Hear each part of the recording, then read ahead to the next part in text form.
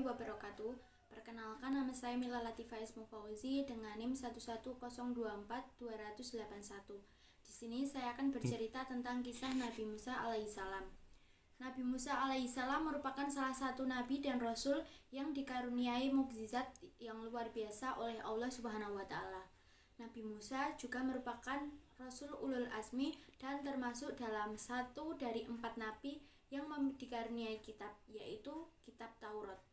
Nabi Musa diperintahkan oleh Allah untuk menyelamatkan kaumnya dari kekafiran. Nabi Musa juga diutus untuk menyadarkan penguasa Mesir pada saat itu, yaitu Raja Fir'aun yang menganggap dirinya sebagai Tuhan.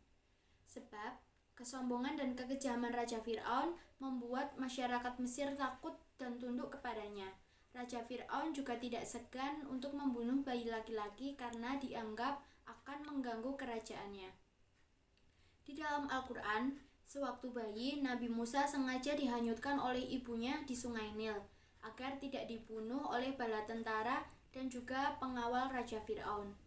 Tindakan ibu Musa tersebut pada saat itu karena mendapatkan ilham dari Allah Subhanahu wa taala.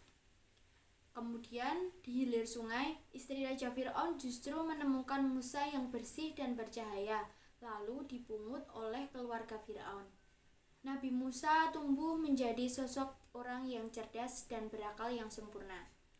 Nabi Musa dewasa merantau meninggalkan Mesir dan menuju kota Madian. Dan kemudian di sana dirinya bertemu dengan Nabi Syuaib alaihissalam, lalu menikah dengan salah satu anaknya.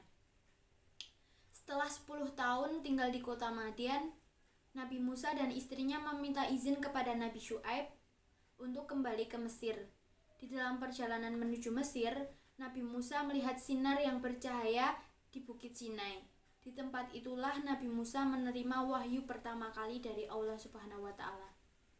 Allah Subhanahu wa taala juga menunjukkan Nabi Musa pada mukjizatnya yang dapat mengubah tongkat menjadi ular beserta dada yang bercahaya. Selain itu, Nabi Musa juga mendapatkan tugas untuk memberikan peringatan pada Fir'aun dan juga pengikutnya. Nabi Musa mengajak masyarakat Mesir untuk menyembah kepada Allah Subhanahu wa taala dan berbuat kebaikan. Namun, aksi Nabi Musa tersebut malah menyulut emosi Raja Fir'aun. Berdasarkan perjalanan Nabi Musa, pada akhirnya diketahui oleh Allah Subhanahu wa taala tidak menyukai perbuatan sewenang-wenang atau yang menganiaya orang lain. Itulah sebabnya salah satu perintah Allah kepada Nabi Musa adalah untuk melawan raja yang berkuasa pada zaman itu, yaitu Raja Fir'aun.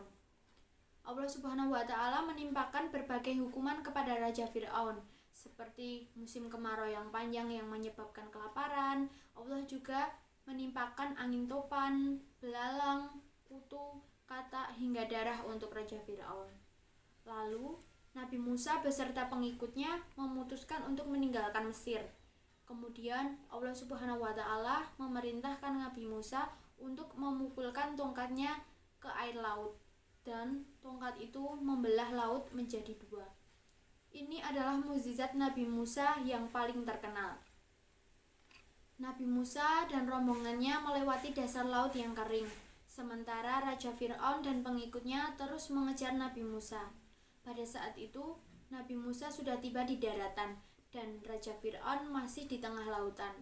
Allah Subhanahu wa taala mengembalikan lautan seperti semula, sehingga Fir'aun dan prajuritnya tenggelam di dasar laut. Sekian kisah Nabi Musa alaihissalam yang dapat saya sampaikan. Kurang lebihnya saya mohon maaf yang sebesar-besarnya. Wassalamualaikum warahmatullahi wabarakatuh.